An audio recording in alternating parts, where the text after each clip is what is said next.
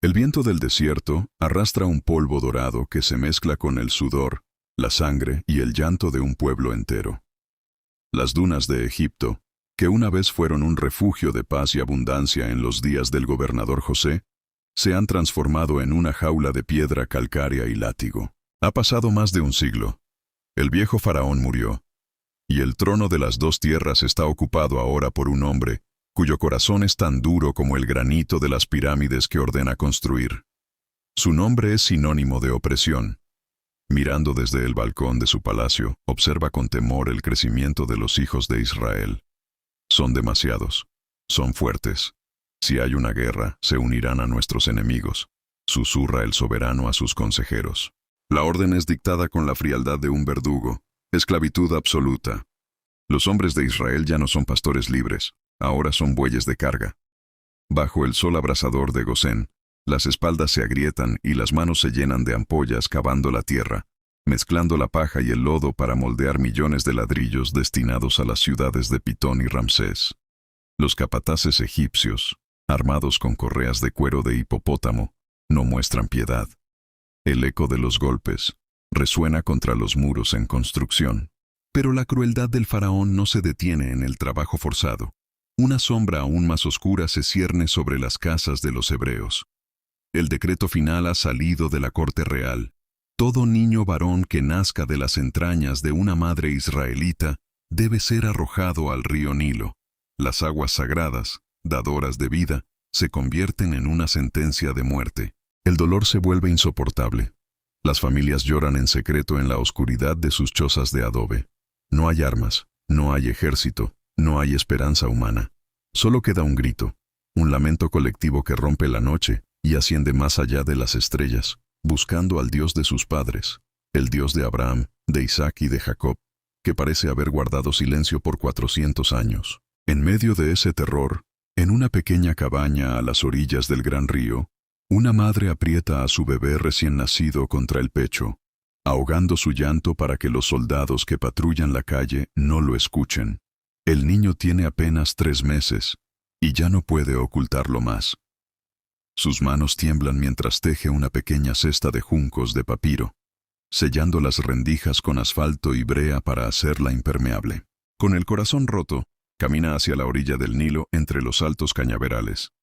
Coloca al niño en la cesta y la suelta en la corriente, dejando el destino de su hijo en manos de lo invisible, mientras la hermana mayor del bebé, Miriam, observa escondida desde la distancia.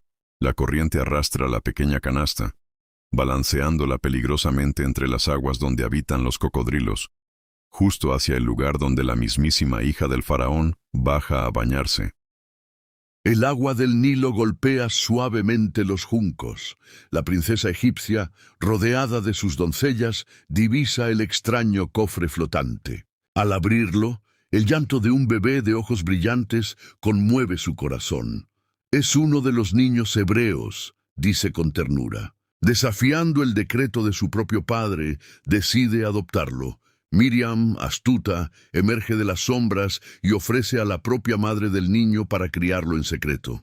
La princesa acepta y lo nombra Moisés, que significa salvado de las aguas. Los años pasan volando en los relieves de los templos de Tebas. Moisés crece en los salones de la opulencia. Viste el lino más fino. Estudia las ciencias del imperio, aprende estrategia militar y es tratado como un príncipe de Egipto. Sin embargo, sus venas gritan una verdad distinta. Bajo la peluca real y los ojos delineados con col, late el corazón de un hebreo. Un día fatídico Moisés desciende a las canteras de la frontera. El contraste es brutal. El brillo del oro imperial frente al barro manchado de sangre. De pronto, sus ojos se clavan en un capataz egipcio que golpea brutalmente a un esclavo israelita, un hombre de su propia sangre. La rabia contenida durante años estalla. Moisés mira a ambos lados. La llanura está desierta. Con la fuerza de un guerrero arremete contra el egipcio. El golpe es mortal. Asustado por lo que ha hecho, entierra el cadáver en la arena caliente. Al día siguiente, el secreto se ha esfumado.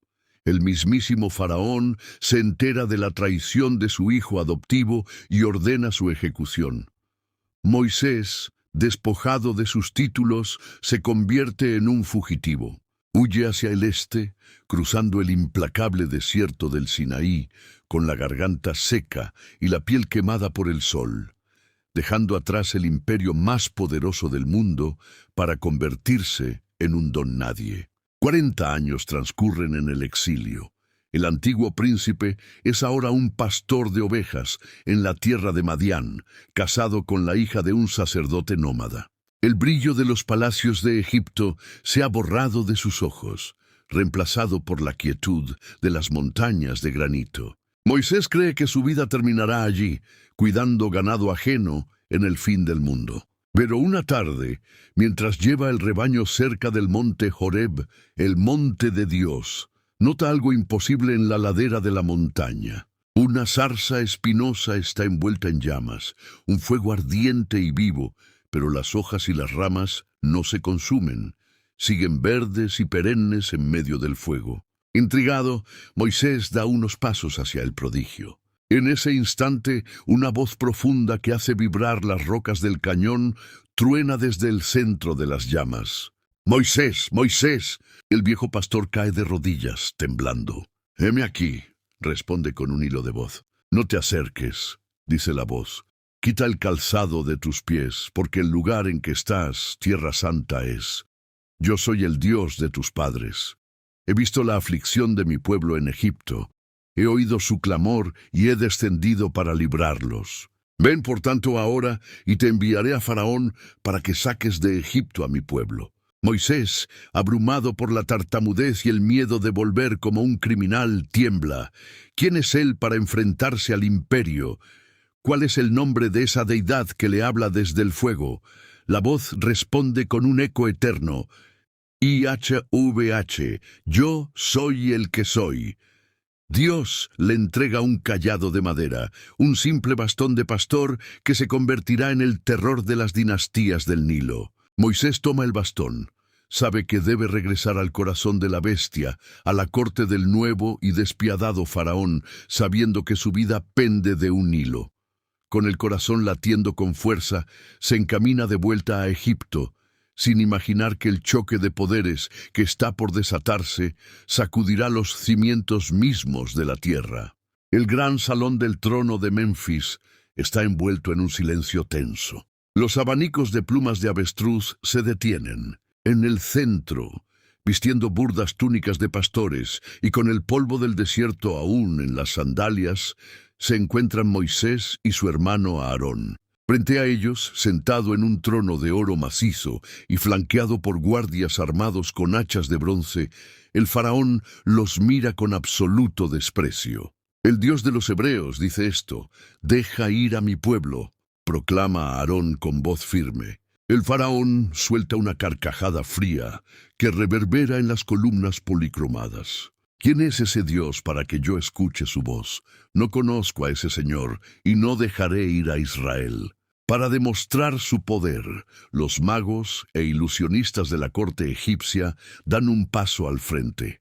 Aarón, siguiendo las instrucciones divinas, arroja su cayado de madera al suelo de mármol. Ante los ojos horrorizados de los cortesanos, la madera cruje, se retuerce y se transforma en una enorme y siseante serpiente. Sin embargo, el faraón no se inmuta. Hace una señal a sus sabios, quienes usando sus artes ocultas arrojan también sus varas, convirtiéndolas en reptiles. Pero la victoria egipcia dura un suspiro. La serpiente de Aarón abre sus fauces y devora una a las serpientes de los magos. Aún así, el orgullo del soberano es más duro que el granito. Su respuesta es castigar el doble a los esclavos, quitándoles la paja para los ladrillos, pero exigiéndoles la misma producción. El clamor del pueblo se vuelve contra Moisés. La diplomacia ha terminado. Es hora de que el desierto ruga. En la mañana siguiente, el faraón desciende al río Nilo para sus rituales sagrados. El río es el corazón de Egipto, su dios de la fertilidad y la vida. Moisés lo espera en la orilla. Al recibir la negativa del rey por última vez, Aarón levanta el bastón y golpea las aguas. El cambio es instantáneo y terrorífico. Un estallido de color carmesí se expande desde el punto de impacto. El agua cristalina del Nilo se espesa, burbujea y se transforma por completo en sangre pura. El olor a putrefacción inunda el aire al instante. Los peces mueren por millones y flotan en la superficie, y los egipcios cavan desesperadamente pozos en la arena buscando agua potable, pues el líquido de los canales, de los estanques y hasta de las vasijas de piedra de las casas se ha vuelto rojo y espeso. Es la primera plaga. El golpe va directo al orgullo místico del imperio. Durante 7 días enteros, el río sagrado sangra, pero los magos del faraón logran replicar el efecto en pequeña escala, lo que le da al rey la excusa perfecta para endurecer su corazón y dar la espalda a los profetas. Moisés observa el río corrompido. Sabe que esto es solo el preludio de una sinfonía de destrucción. Si el faraón no cede ante la sangre, la tierra misma se levantará en su contra. Se da la vuelta, alza su bastón hacia los cielos y convoca la siguiente oleada de juicio, mientras un crujido húmedo empieza a emerger de las orillas fangosas.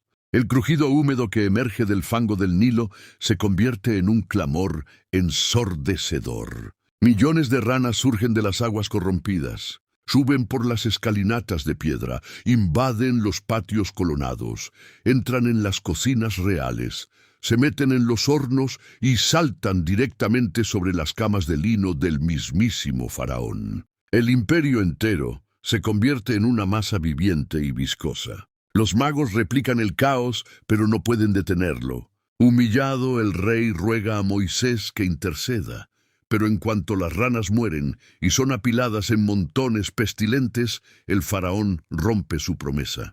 Es entonces cuando la paciencia divina se agota y el juicio se acelera. Aarón golpea el polvo de la tierra con su cayado, y cada partícula de polvo se transforma en piojos que atacan a hombres y animales por igual. Los magos egipcios intentan imitar el milagro con sus hechizos, pero fracasan. Aterrados, miran a su soberano y sentencian: «Dedo de Dios es este». Pero el faraón, ciego de soberbia, no los escucha. Moisés regresa al palacio y advierte de la 4ª plaga. Densas nubes de moscas invasoras y tábanos oscurecen el cielo de Egipto, devorando los cultivos y trayendo la ruina. Sin embargo, por primera vez ocurre un milagro dentro del milagro. La tierra de Gosén, donde viven los esclavos hebreos, permanece intacta. Ni una sola mosca cruza esa frontera invisible. Dios ha marcado una línea entre su pueblo y sus opresores. La economía y la fuerza de Egipto se desmoronan a pasos agigantados con cada negativa del rey. La 5ª plaga. Una peste fulminante barre los campos del imperio. Los caballos, los asnos, los camellos y las vacas de los egipcios caen muertos en masa, mientras que el ganado de los hebreos no sufre ni una sola baja. La 6ª plaga. Moisés toma puñados de hollín de un horno y los lanza al aire en presencia del faraón. El polvo desata sarpullidos y úlceras horribles que brotan en la piel de toda la población. Los magos imperiales ni siquiera pueden presentarse ante Moisés, cubiertos de llagas de pies a cabeza. Egipto es un herido que se desangra, pero su rey sigue firme en su rebeldía. Moisés, con la túnica azotada por un viento que empieza a cambiar de temperatura de forma antinatural, advierte que lo que viene ahora ya no brotará de la tierra ni del agua, sino que caerá directamente desde el firmamento. Al amanecer, Moisés extiende su mano hacia el cielo. El día se vuelve negro como la noche. Un trueno espantoso estalla sobre las pirámides y una tormenta de granizo como nunca antes se había visto en la historia de la nación cae con furia destructora. Rocas de hielo del tamaño de puños destrozan los árboles, matan a los ciervos que están a la intemperie, y en un despliegue aterrador, el fuego de los relámpagos corre y se enciende sobre el mismo suelo mezclado con el granizo. El faraón, temblando en su palacio, mientras las ventanas de su corte se hacen pedazos, manda llamar a los hermanos a toda prisa bajo el estruendo de los rayos.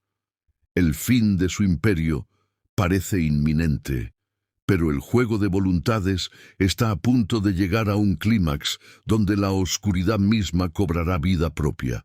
El faraón cae de rodillas mientras el granizo azota las columnas de su palacio. He pecado esta vez, Jehová es justo, y yo y mi pueblo impíos, brama entre el estruendo de los truenos. Pero Moisés conoce la volatilidad de su orgullo. En cuanto el profeta sale de la ciudad y extiende sus manos para calmar la tormenta, el cielo se limpia, el sol regresa, y el corazón del rey se vuelve a petrificar. La devastación continúa con la octava plaga. Un viento oriental sopla con fuerza durante un día y una noche entera, y con la mañana llega un ejército viviente, las langostas. Una marea negra y zumbante cubre la faz de la tierra de tal manera que oscurece el suelo. Lo poco que había sobrevivido al granizo, las hojas de los árboles, el trigo y las plantas del campo, es devorado en cuestión de horas. Los propios siervos del faraón le ruegan llorando: ¿hasta cuándo nos será este hombre por lazo? Déjalos ir. Aún no sabes que Egipto está ya destruido. Pero el soberano se niega a perder su mano de obra. Entonces, sin previo aviso, Moisés levanta su mano hacia el firmamento. No hay advertencia esta vez. Una densidad física y sofocante cae sobre Egipto. Es la novena plaga, las tinieblas. No es una noche común, es una oscuridad tan espesa que, según las crónicas, puede ser palpada. El fuego de las antorchas y las lámparas de aceite se apaga, incapaz de romper la negrura mística. Durante 3 días completos, los egipcios quedan atrapados en sus sitios, congelados por el miedo, sin poder verse unos a otros. Nadie se levanta de su lugar. Es el silencio de la tumba para el imperio que adoraba al dios Sol. Mientras tanto, en las casas de los hijos de Israel, una luz clara y milagrosa brilla con normalidad. Cuando la oscuridad finalmente se disipa, el faraón, demacrado y furioso, manda llamar a Moisés para un último y violento encuentro. «Retírate de mí», le advierte el rey con los ojos inyectados en sangre. «Guárdate que no veas más mi rostro, porque en el día que vieres mi rostro morirás». Moisés, sosteniendo con firmeza su cayado, lo mira fijamente con una mezcla de severidad y profunda tristeza. «Bien has dicho. No veré más tu rostro, pero escucha la palabra de Jehová. A la medianoche yo pasaré por en medio de Egipto, y morirá todo primogénito en la tierra de Egipto, desde el primogénito de Faraón que se sienta en su trono, hasta el primogénito de la sierva que está tras el molino, y todo primogénito de las bestias. Y habrá gran clamor en toda la tierra. La sentencia está dictada. El aire de la corte se vuelve gélido. Moisés sale de la presencia del soberano con ardiente ira. El tiempo de las plagas ha terminado. Ha llegado la noche del juicio final, una noche donde la sangre ya no correrá por los ríos, sino que deberá ser pintada en los umbrales de las puertas para que la muerte pase de largo. La orden de Moisés se extiende por las callejuelas de Gosén como un susurro urgente. No hay tiempo que perder. Las familias hebreas actúan con precisión milimétrica bajo la luz de la luna llena. Cada hogar debe tomar un cordero perfecto, sin defecto, y sacrificarlo al crepúsculo. Con un manojo de hisopo empapado en la sangre del animal, los padres pintan con firmeza los postes y el dintel de las puertas de sus casas. Esa marca carmesí es un escudo, una frontera invisible contra el heraldo de la destrucción. Dentro de las casas, el ambiente es de máxima expectación. Cenan de pie, con las túnicas ceñidas a la cintura, las sandalias puestas en los pies y el bastón en la mano, comiendo apresuradamente panes sin levadura y hierbas amargas. Es la primera Pascua, el banquete de los que están listos para huir. La medianoche cae sobre Egipto con el peso de una losa de mármol. Un silencio sepulcral, espeso y gélido, recorre las avenidas de las ciudades imperiales. Una sombra invisible cruza los palacios, los cuarteles, las prisiones y los campos de pastoreo.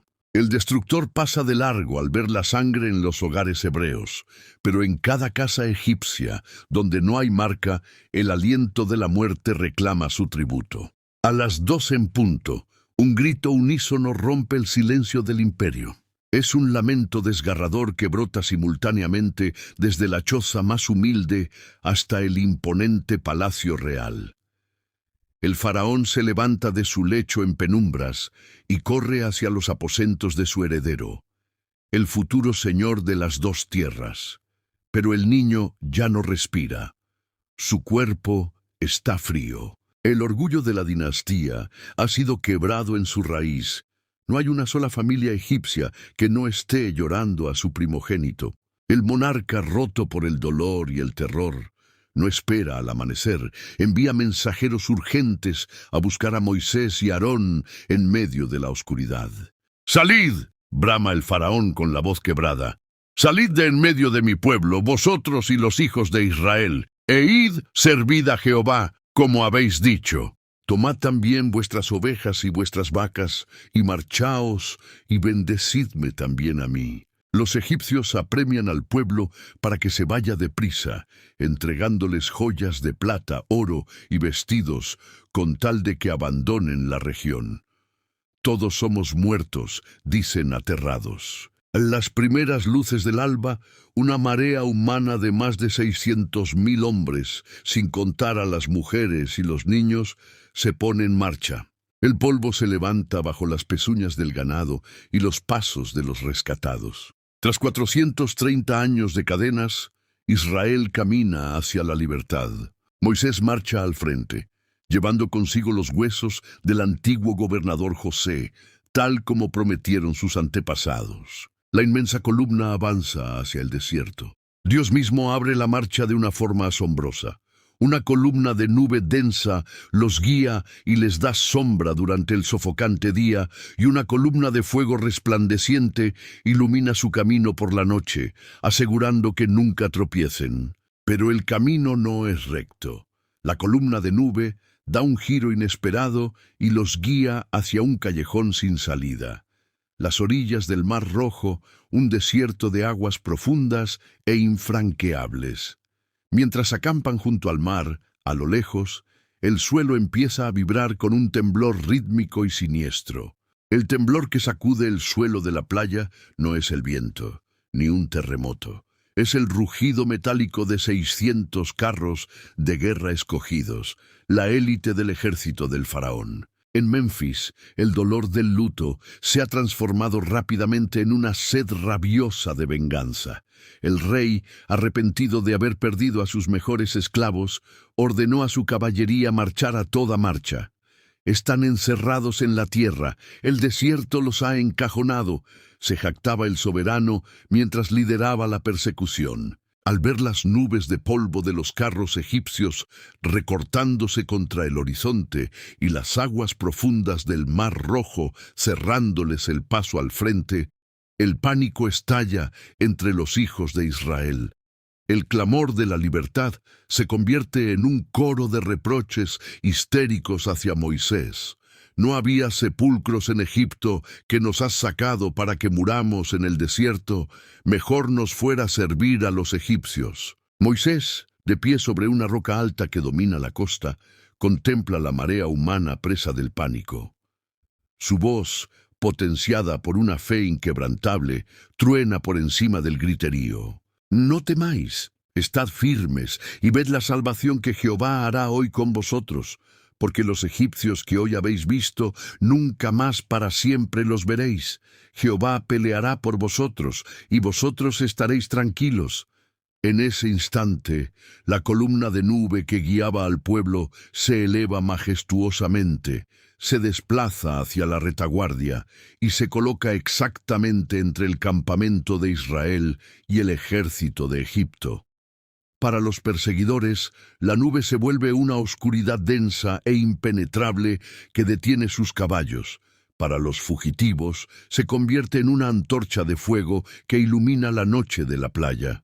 Entonces, bajo el mandato divino, Moisés da un paso hacia la orilla, extiende su mano y alza su icónico cayado sobre el Mar Rojo. Un viento recio del oriente, violento y abrasador, comienza a soplar desde lo profundo de la noche. El viento ruge con la fuerza de un huracán, azotando la superficie del agua. Ante los ojos atónitos de millones de personas, el mar empieza a dividirse. Las olas no se retiran, sino que se parten en dos, cuajándose y levantándose a derecha e izquierda como dos muros colosales de cristal líquido y oscuro. El fondo del mar, un terreno que jamás había visto la luz del sol, queda completamente seco, transformado en un amplio camino de tierra firme.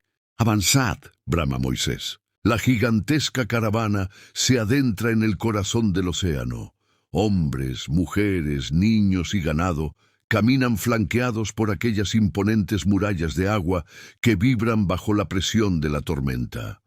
Es una caminata entre la vida y la muerte, donde cada paso los aleja de las cadenas y los interna en lo desconocido. Pero la columna de nube que frena a los egipcios comienza a disiparse con las primeras luces del alba. Al ver el camino abierto en medio del mar, el faraón y sus capitanes no lo dudan un segundo. Con un grito de guerra, espolean a sus caballos y se lanzan con furia ciega al interior del abismo marino, persiguiendo a su presa directamente hacia la trampa mortal. El estruendo de los cascos de los caballos y el crujir de las ruedas de hierro resuena con un eco terrorífico entre las imponentes murallas de agua. La caballería egipcia avanza con el agua suspendida a sus flancos, desafiando las leyes de la naturaleza en su afán de caza. La vanguardia de Israel ya pisa la arena de la orilla opuesta, pero el centro de la caravana aún apresura el paso en las profundidades del lecho marino. En la vigilia de la mañana, justo cuando el sol empieza a despuntar en el horizonte, la mirada divina se posa sobre el ejército invasor desde la columna de fuego y nube. El caos se desata en las filas del faraón. El suelo del mar comienza a ablandarse de forma antinatural, transformándose en un fango espeso y traicionero. Las pesadas ruedas de bronce de los carros de guerra se traban, crujen y se desprenden de los ejes. Los caballos, presos del pánico, relinchan y se encabritan, chocando unos contra otros en la penumbra del abismo. «¡Huyamos de delante de Israel!», gritan los capitanes imperiales, horrorizados al comprender la verdad, «porque Jehová pelea por ellos contra los egipcios». Pero ya es demasiado tarde. El último de los israelitas ha salido del canal y pisa la tierra firme de la libertad. Dios mira a Moisés en la orilla del desierto del Sinaí. «Extiende tu mano sobre el mar, para que las aguas vuelvan sobre los egipcios, sobre sus carros y sobre su caballería». Moisés alza el bastón de madera sobre el abismo. El viento del oriente cesa de golpe. Las colosales murallas de agua, que se sostenían como por un hilo invisible, pierden su firmeza. Con un rugido ensordecedor que hace vibrar la costa, millones de toneladas de agua marina se desploman sobre sí mismas, colapsando hacia el centro del cauce. La marea brava atrapa al ejército del faraón en mitad de su huida. Los carros son volteados, como si fueran juguetes de paja. La armadura de los soldados los arrastra hacia el fondo, y el orgullo militar del imperio más poderoso de la tierra desaparece bajo el violento torbellino de la espuma blanca. Cuando el mar recobra su calma, la superficie solo devuelve los restos de los carros y los cuerpos de los jinetes que flotan hacia la playa. El enemigo que los había esclavizado por siglos ha dejado de existir en un solo amanecer. Un silencio solemne se apodera de la multitud hebrea. Al ver el gran poder que el Señor ha desplegado, el miedo se transforma en un asombro reverente. Miriam, la profetisa, toma un pandero en su mano y lidera a todas las mujeres en una danza de victoria que rompe el silencio del desierto. El eco de las voces de millones de almas unidas entona un cántico eterno de triunfo. «Cantaré yo a Jehová, porque se ha magnificado grandemente, ha echado en el mar al caballo y al jinete. La gran batalla ha terminado sin que Israel tuviera que desenvainar una sola espada. Sin embargo, la euforia de la costa empieza a apagarse a medida que los pies se internan en la inmensidad del desierto de Shur. El agua salada del mar se desvanece a sus espaldas, y ante ellos se extiende un océano de arena, piedra y sol implacable donde no hay pozos, ni sombra, ni alimento. El eco de los panderos de la victoria se extingue rápidamente bajo el sol abrasador del Sinaí. 3 días de marcha forzada por las dunas del desierto de Shur han bastado para secar las gargantas y agotar las reservas de agua. Cuando la caravana llega finalmente al oasis de Mara, la desesperación se transforma en furia. Las aguas son amargas, imbebibles, un cruel espejismo que desata nuevos reproches contra Moisés. Pero tras un clamor al cielo, Dios muestra un árbol al profeta. Moisés arroja una rama a las aguas, y de forma milagrosa, el líquido se vuelve dulce y cristalino. Sin embargo, el desierto no da tregua. Al adentrarse en el desierto de Sin, un mes después de la salida de Egipto, las provisiones se agotan por completo. El hambre ruge en los estómagos de la multitud, y la memoria colectiva sufre una amnesia selectiva. Ojalá hubiéramos muerto en Egipto cuando nos sentábamos a las ollas de carne, cuando comíamos pan hasta saciarnos, murmura la masa enfurecida. La respuesta divina llega al crepúsculo. Una inmensa bandada de codornices cubre el campamento, proveyendo carne para todos. Y a la mañana siguiente, cuando el rocío se evapora sobre la arena, la superficie del desierto aparece cubierta de algo menudo, escamoso y fino, como la escarcha sobre la tierra. ¿Qué es esto? Maná, se preguntan unos a otros asombrados. Es el pan que Jehová os da para comer, responde Moisés. El maná, con sabor a hojuelas con miel, cae fielmente cada madrugada. Cada persona recoge solo lo necesario para el día. Si alguien intenta acumular por avaricia para el día siguiente, el alimento amanece lleno de gusanos y apesta. Dios está enseñando a una nación de esclavos a depender diariamente de su provisión. Pero el viaje continúa hacia Refidim, y la crisis del agua estalla con mayor violencia. No hay pozos, y el pueblo, ciego de ira, rodea a Moisés con piedras en las manos, listos para lincharlo. ¿Por qué altercáis conmigo? ¿Por qué tentáis a Jehová?, les recrimina el líder. Siguiendo las órdenes de la voz divina, Moisés avanza escoltado por los ancianos de Israel hasta el imponente monte de Horeb. En su mano derecha lleva el mismo cayado que golpeó el Nilo y dividió el mar. Frente a la masa rocosa de granito, Moisés alza el bastón y con todas sus fuerzas golpea la dura piedra. Un crujido ensordecedor rasga el aire. La roca viva se agrieta de arriba abajo ante los ojos atónitos de la multitud. De la hendidura no brota un hilo de agua, sino un torrente impetuoso, un río caudaloso de agua fresca y pura que corre por el suelo del desierto, saciando la sed de millones de personas y de sus animales. Israel bebe y sobrevive. Sin embargo, mientras el pueblo celebra el milagro y descansa junto a las corrientes de la roca, unas sombras se recortan en las cumbres de los cañones circundantes. Los amalequitas, una feroz tribu de guerreros nómadas del desierto, observan el agua y el botín. El tiempo de los milagros pasivos ha terminado.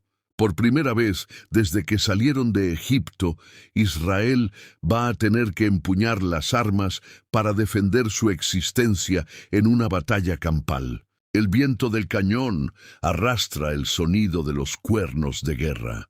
Los amalequitas descienden de las cumbres como lobos hambrientos, armados con espadas de bronce y hachas de guerra. No buscan dialogar, quieren el agua de la roca y las riquezas que Israel trajo de Egipto. La multitud de antiguos esclavos, presa del pánico, jamás ha empuñado un arma en formación de batalla. Moisés actúa con la frialdad de un estratega y llama a un joven guerrero de mirada firme. Escoge varones y sal a pelear contra Amalek, le ordena. Mañana yo estaré sobre la cumbre del collado y el cayado de Dios en mi mano. El nombre del joven es Josué. Al amanecer, el valle de Refidim se tiñe de polvo y sangre. Josué lidera a las improvisadas líneas israelitas en un choque brutal contra los veteranos del desierto. Mientras las espadas chocan y los gritos de los heridos resuenan en el desfiladero, Moisés sube a la cima de la colina más alta, flanqueado por su hermano Aarón y por Hur. Moisés respira hondo y levanta sus brazos hacia el cielo, sosteniendo el cayado de madera en lo alto como un estandarte de guerra. Abajo, en el campo de batalla, el efecto es inmediato y místico. Mientras Moisés mantiene los brazos alzados, las filas de Josué avanzan con una fuerza sobrenatural, haciendo retroceder a los amalequitas. Sin embargo, los brazos del anciano profeta, cansados por las décadas y el peso de la madera, empiezan a flaquear. En cuanto Moisés baja las manos 1 centímetro por la fatiga, el equilibrio de la batalla cambia de golpe y Amalek comienza a masacrar a los hebreos. La vida de toda la nación depende de los músculos de un solo hombre. Aarón y Hur comprenden la gravedad del misterio. Hacen sentar a Moisés sobre una gran piedra de granito. Luego, situándose uno a su izquierda y el otro a su derecha, sostienen con firmeza las manos del profeta, manteniéndolas inmóviles y apuntando al cielo en un esfuerzo titánico que dura horas. Gracias a ese soporte humano, las manos de Moisés permanecen firmes, hasta que el sol se pone detrás de las montañas del Sinaí. Josué, con la espada mellada por el combate, rompe la última línea de defensa enemiga y deshace por completo a Amalek. Israel ha sobrevivido a su primer bautismo de sangre en el desierto. Tras la batalla, el campamento se traslada hacia el sur. 3 meses después de haber cruzado el Mar Rojo, la gigantesca columna se detiene frente a un coloso de piedra que domina el horizonte, el monte Sinaí. La imponente montaña de granito se levanta como un altar natural en mitad de la nada. Dios llama a Moisés desde la cumbre. El tiempo de la marcha se detiene. Ha llegado el momento de formalizar un pacto eterno. El pueblo debe purificarse durante 2 días, lavando sus vestidos y marcando límites alrededor del monte, porque al tercer día, el Creador del universo descenderá a la vista de todos. La mañana del tercer día amanece con una quietud aterradora. De pronto, un relámpago cegador rasga el firmamento y un trueno colosal hace temblar las bases mismas de la tierra. Una nube negra, densa y cargada de fuego envuelve la cima del monte Sinaí, que humea como un horno gigantesco. El sonido de una bocina celestial comienza a sonar, creciendo en volumen hasta volverse insoportable para los oídos humanos. El pueblo entero tiembla en sus tiendas, cayendo de rodillas ante la majestuosidad del terror divino, mientras Moisés, con paso firme y el rostro iluminado por los relámpagos, comienza a subir en solitario hacia el corazón de la tormenta de fuego. Moisés camina hacia la tormenta. Con cada paso que da ladera arriba, el rugido de los truenos se vuelve más ensordecedor y el fuego que envuelve la cumbre del Sinaí pasa de un naranja vivo a un blanco incandescente. Abajo, el campamento de Israel es un mar de rostros pálidos y arrodillados. Las columnas de humo de la montaña ascienden como si el monte entero fuera un horno colosal puesto en marcha por el Creador. Al cruzar el umbral de la densa nube, el ruido del mundo exterior se apaga de golpe. Moisés entra en una dimensión de silencio absoluto y majestad. Allí, en la cima envuelta en gloria, Dios revela el diseño de una nueva sociedad, no más leyes de látigo y barro, sino leyes de justicia, dignidad y respeto. Durante 40 días y 40 noches, el profeta permanece en las alturas, ayunando y contemplando visiones de un tabernáculo celestial. Al final del encuentro, la voz divina plasma el núcleo de este pacto eterno, los 10 mandamientos. Dios mismo los graba con su dedo de fuego sobre 2 pesadas tablas de piedra de granito, alisadas y talladas por la propia naturaleza del monte. Mientras tanto, abajo, en la base de la montaña, el tiempo se ha congelado de una forma peligrosa. Un día sigue al otro, y la semana se convierte en mes. La multitud de antiguos esclavos, acostumbrada a ver a sus dioses egipcios tallados en piedra y oro en cada esquina, empieza a flaquear ante el vacío del desierto. Miran la cumbre envuelta en fuego y no ven movimiento. El miedo al abandono se transforma en una impaciencia tóxica que se esparce por las tiendas. «Ponte en marcha», le gritan las masas a Aarón, rodeándolo con miradas amenazantes. «Haznos dioses que vayan delante de nosotros, porque a este Moisés, el varón que nos sacó de la tierra de Egipto, no sabemos qué le haya acontecido». Aarón, cediendo ante la presión y el temor de una revuelta violenta, comete un error fatal.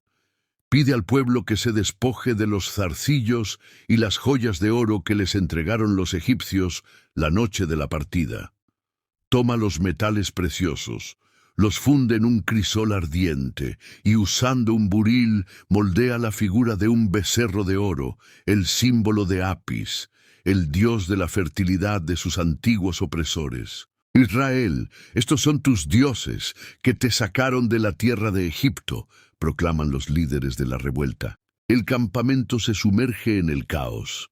Al amanecer, construyen un altar frente a la estatua brillante, ofrecen sacrificios y la festividad se degrada rápidamente en un frenesí de danzas descontroladas, banquetes y desenfreno pagano. Han roto el pacto antes de recibirlo. En la cumbre, la voz truena de nuevo, pero esta vez con la vibración de la justicia herida. «Anda, desciende, porque tu pueblo que sacaste de la tierra de Egipto se ha corrompido». Moisés inicia el descenso a toda prisa, cargando las 2 tablas del testimonio en sus brazos. A mitad del camino, el joven Josué lo espera, y al escuchar los ecos que suben del valle, dice con nerviosismo: «Alarido de batalla hay en el campamento». Pero Moisés, con los ojos inyectados en indignación, afina el oído y responde: «No es voz de fuertes, ni voz de desvalidos. Voz de cantar oigo yo». Al doblar el último desfiladero de granito, la escena se despliega ante sus ojos, el becerro de oro brillando bajo el sol y el pueblo danzando desnudo a su alrededor. La ira de Moisés se enciende como el fuego del Sinaí.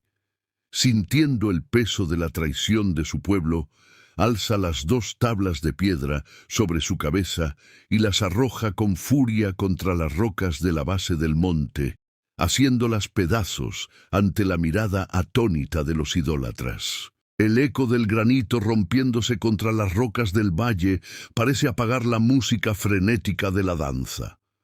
El silencio que sigue es sepulcral. El pueblo, bañado en sudor y embriagado por el festejo, retrocede ante la mirada de fuego de Moisés. El líder no se detiene a pedir explicaciones, camina directamente hacia el becerro de oro, esa aberración brillante que ha reemplazado al Dios invisible. Con una fuerza alimentada por una justicia volcánica, Moisés toma la estatua, la arroja al fuego hasta que se deforma, la tritura hasta convertirla en un polvo fino como la arena, la esparce sobre el arroyo que baja de la montaña y obliga a los hijos de Israel a beberla. Es un acto de purificación amarga. El ídolo que adoraron ahora es consumido por ellos mismos. La nación está al borde del abismo. La desobediencia ha abierto una brecha que parece imposible de cerrar. Moisés sube de nuevo a la montaña, no como un conquistador, sino como un intercesor. Su súplica es desgarradora. Perdona ahora su pecado, y si no, ráeme ahora de tu libro que has escrito. Dios responde: el pacto no ha muerto, pero debe ser renovado. Moisés debe tallar 2 nuevas tablas de piedra, y en esta ocasión el encuentro en la cima será una revelación de una profundidad insoportable. Mientras Moisés está oculto en una hendidura de la roca, la gloria del Señor pasa junto a él. No puede ver el rostro de Dios, porque ningún ser humano podría soportarlo y vivir, pero ve el resplandor de su paso, una luz que marca su alma para siempre. Cuando Moisés desciende por segunda vez, algo ha cambiado en su ser físico. Sin que él se dé cuenta, su rostro emana un resplandor tan intenso, una luminosidad sobrenatural, producto de haber estado en presencia del Absoluto, que el pueblo no puede sostenerle la mirada.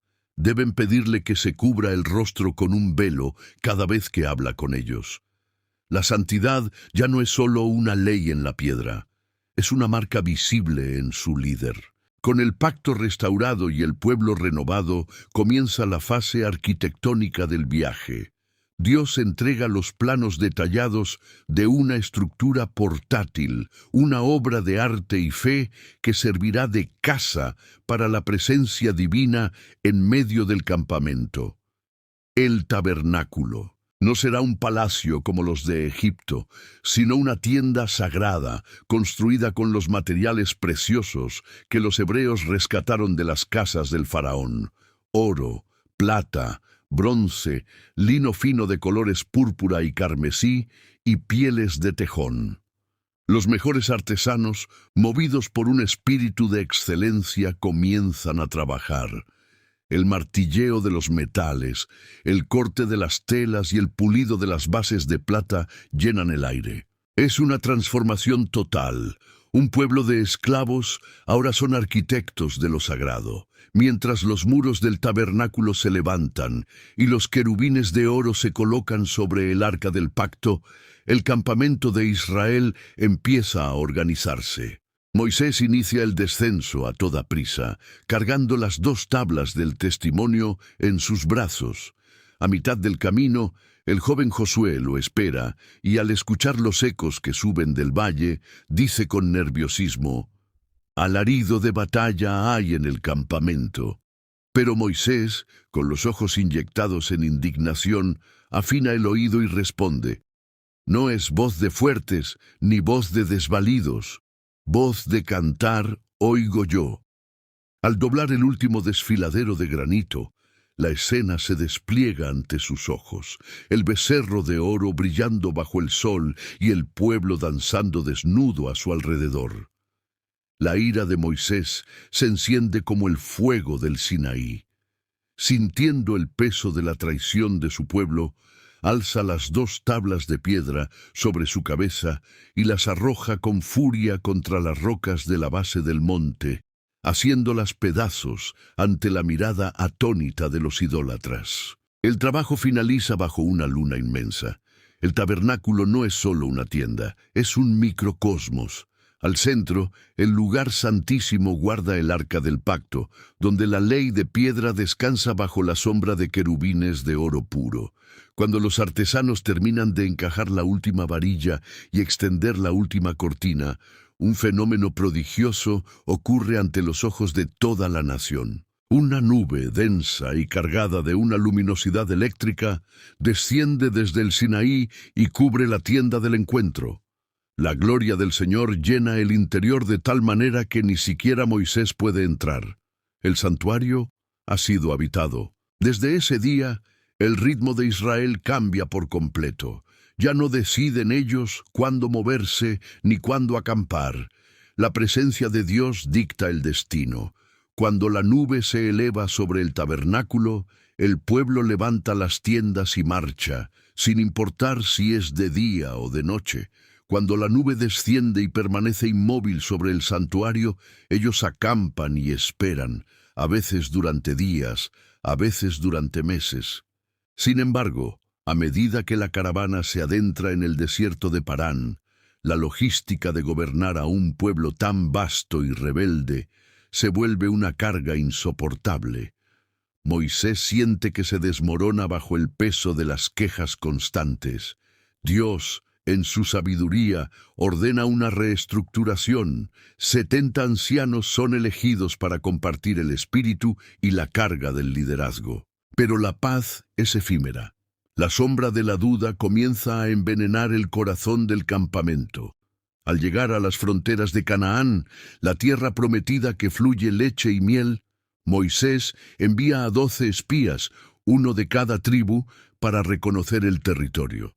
Tras 40 días de sigilo, los hombres regresan con frutos tan grandes que se necesitan 2 personas para cargar un solo racimo de uvas. Pero el informe es agridulce. «La tierra es buena», declaran 10 de ellos con terror, «pero las ciudades son fortificadas, inmensas, y los hombres que allí habitan son gigantes». Nos sentíamos como saltamontes ante ellos. El pánico se apodera de Israel. El recuerdo de los carros del faraón y las aguas del mar se desvanece ante el miedo a estos hijos de Anac. El pueblo, llorando en la oscuridad de sus tiendas, decide organizar un motín. Quieren destituir a Moisés, elegir un nuevo capitán y regresar caminando hacia la esclavitud de Egipto. Moisés y Aarón caen sobre sus rostros ante toda la asamblea, mientras Josué y Caleb, los únicos 2 espías que confían en la promesa, intentan calmar la ira de la multitud. La tensión alcanza un punto de no retorno. El pueblo levanta piedras para lapidar a quienes les hablan de fe. Entonces, la gloria del Señor se manifiesta de nuevo en la entrada del tabernáculo. El juicio está por caer sobre una generación que ha visto milagros con sus propios ojos, pero que prefiere la seguridad del látigo al riesgo de la libertad. El desierto, que debía ser un camino de meses, está a punto de convertirse en una condena de décadas. La sentencia resuena en el aire seco de Parán, una sentencia que corta la respiración de toda la multitud. Como viví yo, que como habéis hablado a mis oídos, así haré yo con vosotros. En este desierto caerán vuestros cuerpos. Por haber dudado durante 40 días, Israel vagará 40 años, 1 año por cada día de exploración, hasta que esa generación incrédula perezca y solo sus hijos pisen la tierra prometida. El efecto es devastador. La euforia de la libertad se apaga y es reemplazada por una marcha errante y sombría. Pero el juicio divino no solo trae tristeza, también revela la podredumbre interna. Si el pueblo dudaba de la visión, algunos líderes comenzaron a dudar de la autoridad de Moisés y Aarón. Coré, un hombre de la tribu de Leví, se levanta junto a otros 250 jefes de la congregación. Sus palabras son el eco de la envidia. «Basta ya de vosotros, porque toda la congregación, todos ellos son santos, y en medio de ellos está Jehová. ¿Por qué, pues, os levantáis vosotros sobre la congregación de Jehová?» La rebelión es abierta y desafiante. Moisés, con el corazón roto por ver la discordia en su propio círculo íntimo, cae sobre su rostro. Al día siguiente, la confrontación llega a su clímax. Moisés ordena que Coré y sus seguidores se presenten ante la entrada del tabernáculo con sus incensarios. La tensión es absoluta. El aire parece cargado de una electricidad estática que hace que el cabello se erice. «Si estos hombres mueren como todos los hombres», declara Moisés ante la asamblea, «entonces Jehová no me ha enviado. Pero si Jehová hace algo nuevo, y la tierra abre su boca y los traga con todo lo que les pertenece, entonces sabréis que estos hombres han provocado al Señor». Apenas termina de hablar, el suelo debajo de las tiendas de los rebeldes comienza a sacudirse violentamente. Un estruendo sordo emerge de las entrañas del planeta. La tierra se agrieta con una precisión aterradora, formando un abismo circular que se abre como una fauce hambrienta. Los rebeldes, sus familias, sus bienes y todo lo que tenían, se deslizan hacia el vacío. Los gritos de horror son silenciados instantáneamente cuando la tierra vuelve a cerrarse con un golpe seco, como si nunca hubiera existido nada allí. Simultáneamente, un fuego sale de la presencia del Señor y consume a los 250 hombres que ofrecían incienso, dejando solo los braseros de bronce como recordatorio del juicio. La lección es brutal, pero necesaria para la supervivencia del pueblo. Sin embargo, la fatiga de años de errar por el desierto comienza a pasar factura incluso a los líderes más fuertes. La muerte, una presencia constante en esta larga peregrinación, ahora toca a la puerta de la familia de Moisés.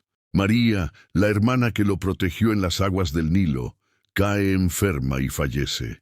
El pueblo, agotado por la pérdida y el calor eterno, vuelve a olvidar las lecciones del pasado. Al llegar a las tierras de Sin, el agua vuelve a escasear. La historia se repite, las mismas quejas, la misma falta de fe. Moisés, agotado, irritado y cargando con el dolor de su hermana perdida, se acerca a una nueva roca. Pero esta vez, su corazón no está en paz. En lugar de hablar a la piedra como se le ordenó, la golpea 2 veces con su cayado en un arrebato de frustración humana. Y ese pequeño gesto de desobediencia, en un momento de debilidad, le costará el sueño de su vida. El agua brota de la roca, fresca y abundante, pero el aire está pesado. Moisés, el hombre que ha llevado la carga de un pueblo ingrato sobre sus hombros durante décadas, ha cometido un desliz. En su arrebato de ira, se atribuyó el poder del milagro. ¿Hemos de hacer brotar agua de esta peña para vosotros?, exclamó, olvidando dar la gloria al que realmente abría las fuentes. Dios se le acerca en la quietud de su tienda. El veredicto es firme, doloroso y definitivo.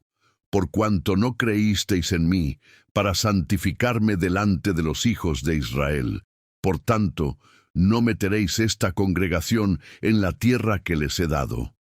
Moisés, el libertador, el amigo de Dios que habló con él cara a cara, no pondrá un pie en la tierra prometida. La carga de la nación recaerá pronto sobre otros. El desierto continúa siendo un lugar de contrastes brutales.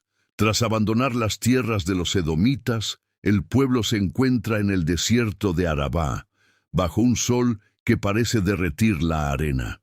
La queja, una vez más, surge de las entrañas de la multitud. El maná les resulta insípido, el camino es demasiado largo y la esperanza parece haberse evaporado. Como respuesta a su ingratitud, una plaga de serpientes venenosas, ardientes y siseantes se infiltra en el campamento. El caos es total. Los hombres, mujeres y niños caen bajo las mordeduras de estos reptiles, cuyas picaduras queman como el fuego y llevan a una muerte rápida. El campamento, antes ordenado por el tabernáculo, se convierte en un hospital de lamentos. La desesperación obliga al pueblo a buscar a Moisés. Hemos pecado, confiesan, mientras el miedo les consume. Moisés, haciendo a un lado su propia desilusión, clama a Dios por ellos. «Hazte una serpiente ardiente y ponla sobre una asta», indica la voz divina, «y cualquiera que fuere mordido y mirare a ella, vivirá». Moisés toma bronce, lo funde y da forma a una serpiente metálica. La alza sobre un asta alta en medio del campamento. Es una escena extraña, casi desconcertante. En medio de la muerte que se arrastra por el suelo, la salvación cuelga suspendida en el aire, brillando bajo el sol. Quien es mordido, si tiene la humildad de alzar la mirada hacia el bronce, es sanado instantáneamente. Es una lección sobre la fe. No es la cura la que salva, sino el acto de reconocer la propia fragilidad y volver la vista hacia el auxilio de Dios. Tras sobrevivir a la plaga, la caravana se mueve hacia el norte. Las tierras empiezan a cambiar. Ya no es solo arena estéril. Se acercan a las fronteras de los reinos de amorreos y basanitas, reyes poderosos como Sehón y el temible Og de Basán intentan cerrarles el paso con ejércitos formidables. Pero Israel, ahora un pueblo forjado por años de guerra y disciplina, avanza como una fuerza imparable. Cada victoria aumenta la ansiedad de los reinos vecinos. Al otro lado del río Jordán, en los campos de Moab, el rey Balac contempla desde sus colinas la inmensa columna de polvo que se acerca. Sabe que no puede vencer a este pueblo con espadas. Así que, movido por un terror supersticioso, decide contratar a un hombre capaz de maldecir los destinos, un adivino llamado Balaam, cuyo nombre es famoso en toda la región por la efectividad de sus conjuros. La batalla que se avecina ya no será de bronce contra hierro, sino de bendiciones contra maldiciones. El rey Balac de Moab envía a sus delegados con oro y promesas de gloria a Mesopotamia para atraer a Balaam. El adivino, seducido por la codicia, decide acompañarlos a pesar de la advertencia divina. Pero el camino está lleno de sorpresas que escapan a la lógica humana. Mientras cabalga sobre su asna, Balaam es interceptado por un ángel con la espada desenvainada, invisible para el hombre pero aterrador para la bestia. El animal se desvía, se detiene y finalmente se echa al suelo ante el peligro, provocando la ira de Balaam, quien la golpea repetidamente. Entonces sucede lo imposible. El Señor abre la boca de la asna, que increpa a su dueño con voz humana. ¿Qué te he hecho, que me has azotado estas 3 veces? Balaam, atónito y con los ojos finalmente abiertos por la revelación divina, comprende que está luchando contra una fuerza superior. Llega a Moab, pero no puede cumplir su contrato. Cada vez que sube a las colinas para lanzar sus maleficios sobre Israel, sus labios le traicionan. En lugar de maldiciones, brotan de su boca profecías de grandeza. ¡Cuán hermosas son tus tiendas, oh Jacob! Balac, furioso, intenta mover a Balaam de un monte a otro buscando un ángulo donde la maldición pueda surtir efecto. Pero el adivino es un conducto involuntario de la verdad. Israel es intocable. El rey de Moab debe aceptar su derrota sin siquiera haber desenvainado un arma. Sin embargo, tras el fracaso de Balaam, el pueblo de Israel sufre una caída interna. La cercanía con los pueblos de Moab y Madián y la influencia de sus costumbres conducen a muchos hombres de Israel a un pecado de idolatría y desenfreno sexual. La santidad por la que tanto lucharon en el Sinaí se ve amenazada por el pragmatismo y el placer. Una plaga vuelve a golpear al campamento como castigo por esta traición espiritual, y solo la acción decidida de Finés, nieto de Aarón, detiene la mortandad. El desierto ha sido una escuela de extremos, milagros y caídas, obediencia y rebeldía. Pero ahora el tiempo de la espera ha terminado. Moisés, ya anciano pero con la fuerza de un patriarca, convoca a la nueva generación, hijos de aquellos que salieron de Egipto, en las llanuras de Moab, frente al Jordán. Es hora de hacer un balance. Durante 30 días, Moisés recapitula la ley, las promesas y la historia de su odisea. Este es el libro de Deuteronomio, la segunda ley, la constitución para una nación que está a punto de dejar de ser un grupo de nómadas para convertirse en un pueblo con tierra propia. Moisés les recuerda que no han llegado hasta aquí por su propia fuerza, sino por la mano del que abrió el mar y los alimentó en la roca. Les advierte sobre la prosperidad que les espera y el peligro de olvidar la gratitud. La atmósfera es de una solemnidad absoluta. El profeta sabe que su tiempo se acaba. Las palabras que pronuncia no son solo instrucciones, son un testamento para un pueblo que debe elegir entre la vida y la muerte, entre la bendición y la maldición. El río Jordán corre a sus pies, un obstáculo final que lo separa de Jericó. Al otro lado, las colinas de Canaán prometen el fin del vagar, pero también el inicio de una guerra por la identidad. Moisés observa el horizonte. Sus ojos se posan en el monte Nebo y sabe que es allí donde su misión llegará a su punto final. El calor de las llanuras de Moab se siente distinto esta mañana. Hay una quietud solemne que impregna el campamento. Moisés, con la barba blanca y el rostro surcado por años de desierto, pero con la mirada aún encendida por la fe, llama a Josué ante toda la congregación. No es un momento de tristeza, sino de transición. El pueblo, que alguna vez fue un grupo de esclavos temerosos, ahora es una nación de guerreros y familias forjadas en la adversidad. Moisés pone sus manos sobre la cabeza de Josué, delegando oficialmente la autoridad. «Esfuérzate y sé valiente», le dice Moisés ante el pueblo, «porque tú entrarás con este pueblo a la tierra que juró Jehová a sus padres que les daría». El relevo es total. Moisés entrega a los levitas el rollo del pacto, la ley que deben leer cada 7 años ante toda la nación, para que el recuerdo de lo vivido nunca se desvanezca en la comodidad de la prosperidad. El profeta sabe que el enemigo más peligroso no serán las espadas de los cananeos, sino el olvido de su propio pueblo. Tras concluir su discurso, Moisés se despide de los líderes y de sus hermanos. No hay una gran comitiva que lo acompañe. Su misión ha sido siempre la de un hombre que camina solo ante Dios. Con el cayado que dividió las aguas en su mano, comienza a ascender las laderas escarpadas del monte Nebo. Desde abajo, miles de ojos siguen su silueta que se vuelve más pequeña, hasta que desaparece entre las nubes y las rocas. El silencio en el campamento de Moab es ensordecedor. Nadie se atreve a gritar. Saben que están viendo partir a una leyenda, al hombre que fue la voz del cielo en la tierra. En la cima del Nebo, el aire es puro y helado. Moisés llega a la cumbre del Pisga. En ese momento ocurre algo asombroso. Su vista, a pesar de sus años, se vuelve sobrenaturalmente aguda. Ante él, el panorama se despliega como un mapa vivo de la tierra prometida. Ve hacia el norte las montañas de Neftalí, al oeste el gran mar Mediterráneo, hacia el sur el desierto de Judea. Ve la exuberancia de los valles, el brillo del Jordán serpenteando entre los árboles y la ciudad de Jericó, la ciudad de las palmeras esperando al otro lado del río. Es una vista de una belleza que corta el aliento, la culminación de un viaje de 40 años. «Esta es la tierra de que juré a Abraham, a Isaac y a Jacob», dice la voz suave pero rotunda.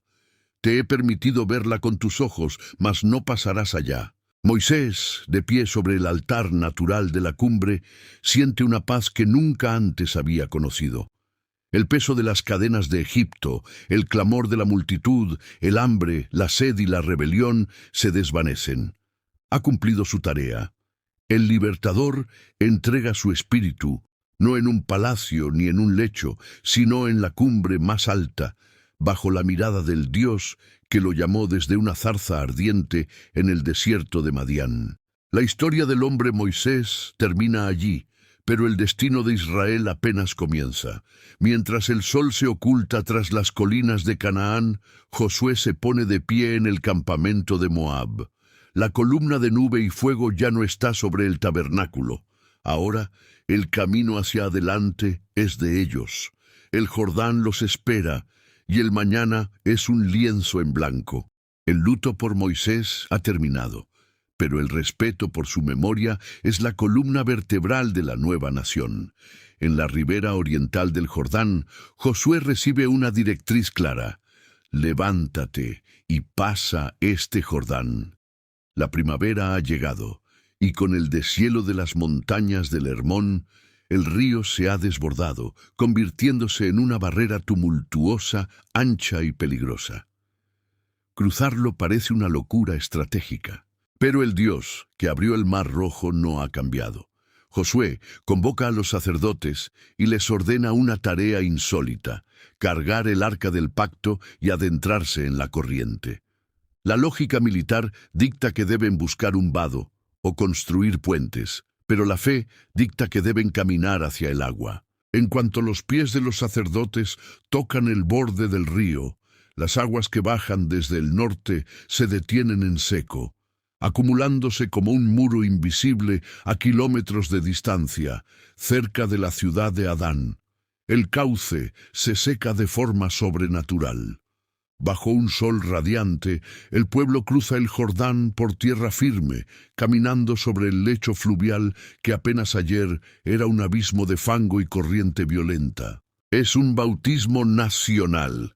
Al llegar a la otra orilla, en Gilgal, Josué ordena que 12 hombres, uno por cada tribu, tomen una piedra grande del lecho seco del río.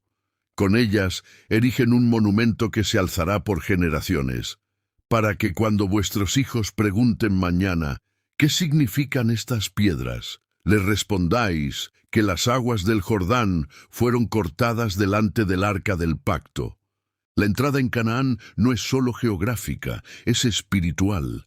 En Gilgal, la generación nacida en el desierto se consagra nuevamente. El maná, que había caído fielmente durante 40 años, cesa de aparecer a la mañana siguiente. Ya no son hijos dependientes alimentados por el cielo. Ahora son dueños de una tierra que deberán cultivar con sus propias manos. Frente a ellos, a pocos kilómetros, se alza Jericó. La ciudad está cerrada a cal y canto. Sus muros son tan anchos que permiten el tráfico de carros en la parte superior. Es la fortaleza más impenetrable de la región. Josué, mientras observa las murallas, se encuentra con un extraño. Un varón de pie con una espada desenvainada. ¿Eres de los nuestros o de nuestros enemigos?, pregunta Josué. No, responde el misterioso guerrero, mas como príncipe del ejército de Jehová he venido ahora. Josué cae sobre su rostro. No se trata de una batalla de hombres contra hombres, sino de un evento cósmico. El príncipe del ejército divino entrega a Josué una estrategia que desafía cualquier manual militar conocido. Durante 6 días, el pueblo deberá marchar alrededor de la ciudad en silencio absoluto portando el arca. El 7º día darán 7 vueltas y al toque de un cuerno largo, el pueblo deberá lanzar un grito de guerra unísono. La fe de un pueblo será puesta a prueba. Obedecerán una orden que parece un juego de niños frente a la potencia de los muros de Jericó. Durante 6 días, el silencio fue la única arma de Israel. Los habitantes de Jericó observaban desde las alturas de sus torres, confundidos y burlones ante la extraña procesión. Los sacerdotes tocando los cuernos de carnero, el arca del pacto rodeada por hombres de guerra y el pueblo caminando sin emitir una sola palabra. Era una táctica que no buscaba la intimidación, sino la obediencia absoluta. Llegó el 7º día. Al amanecer, la marcha comenzó de nuevo, una vuelta, 2, 3, hasta completar la 7ª.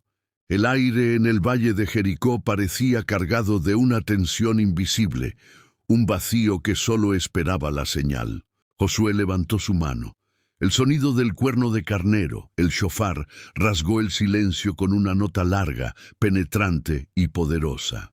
«¡Gritad!», exclamó Josué, «porque Jehová os ha entregado la ciudad». El grito de millones de israelitas estalló como un trueno.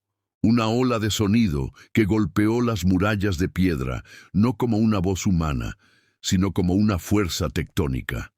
La tierra se sacudió bajo sus pies. Aquellas fortificaciones que habían resistido asedios durante siglos, ante el estrépito de la fe, comenzaron a crujir. Con un ruido sordo que hizo vibrar los cimientos de la región, los muros se desplomaron hacia afuera, convirtiéndose en rampas de escombros. La ciudad cayó sin que un solo soldado israelita tuviera que escalar un peldaño. Lo que era el símbolo del poder cananeo quedó reducido a una ruina abierta. Israel entró en Jericó, no como conquistadores sedientos de sangre, sino como un pueblo ejecutando un juicio divino. Rahab, la mujer que había ocultado a los espías, fue la única rescatada de la destrucción, su casa marcada por un cordón de grana como símbolo de su nueva lealtad. La conquista de la tierra prometida no fue un paseo, Fue una sucesión de batallas, alianzas forzadas y terrenos escarpados donde el pueblo de Israel tuvo que luchar con el sudor y la sangre por cada valle y cada montaña. Pero el corazón del mensaje era claro. La tierra no era una posesión que se arrebataba, sino una herencia que se sostenía con fidelidad.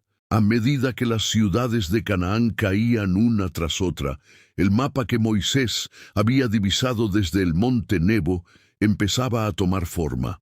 Las tribus comenzaron a establecerse en las zonas asignadas, desde las costas del Mediterráneo hasta las orillas del Jordán. El tiempo de las tiendas de campaña y del maná diario llegaba a su fin.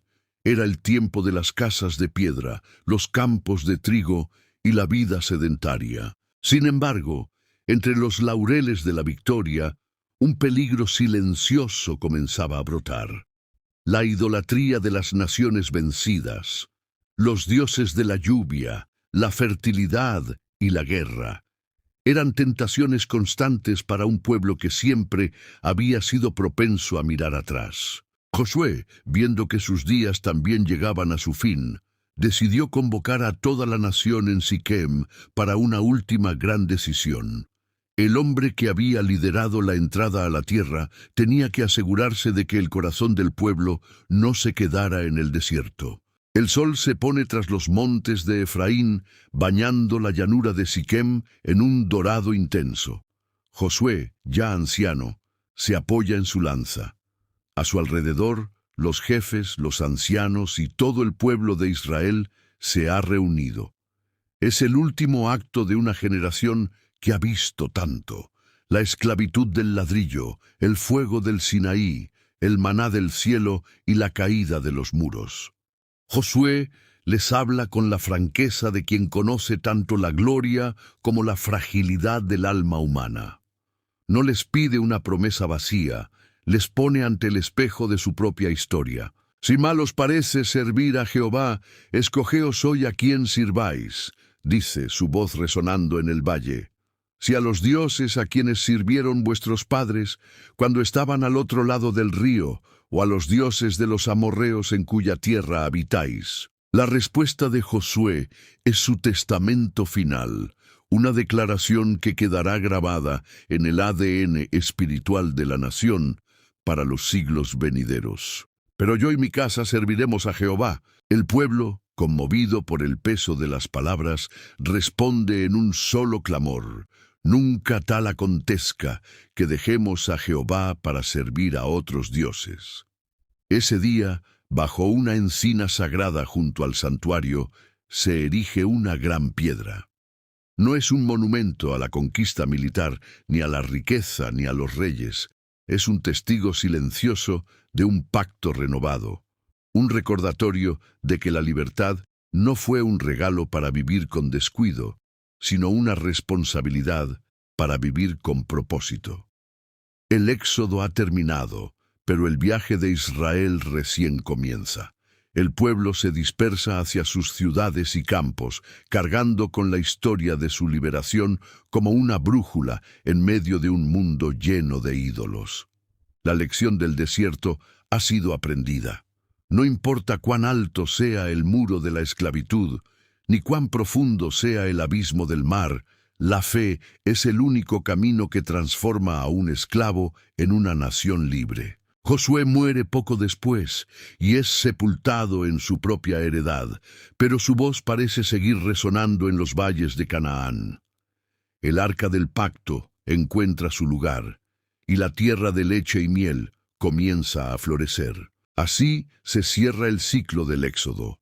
El pueblo que salió de Egipto temiendo la muerte entró en Canaán abrazando la vida. La historia del hombre que habló cara a cara con Dios, el hombre que bajó del monte con la luz del cielo en el rostro, se convierte ahora en el susurro de las generaciones. Israel aprendió que la verdadera libertad no es hacer lo que uno quiere, sino haber sido llamado para servir al que da sentido a la existencia. Y así, mientras la brisa de la tarde mueve las espigas de los campos de Canaán, la crónica del camino de la libertad llega a su fin, dejando tras de sí un legado de esperanza. La certeza de que, sin importar el desierto que debamos cruzar, siempre hay una tierra prometida esperando al otro lado del Jordán.